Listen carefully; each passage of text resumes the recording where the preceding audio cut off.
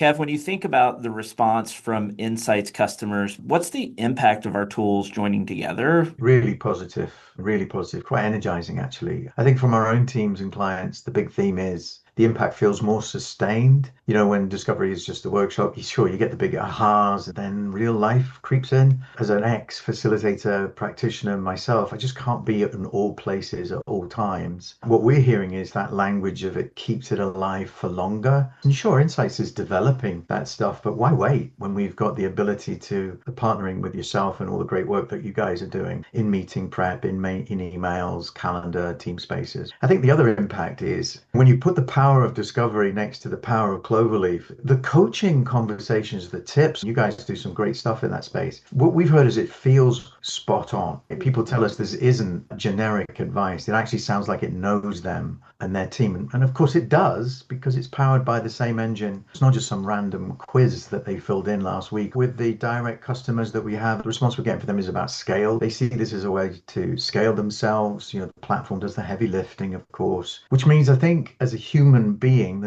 we're all pretty time poor, aren't we, at the moment? The hope is, and the feedback we seem to be getting is that people can focus on that deeper work, maybe those tougher conversations, the grit that lies in the team dynamics and the change journeys that we're all having to face right now.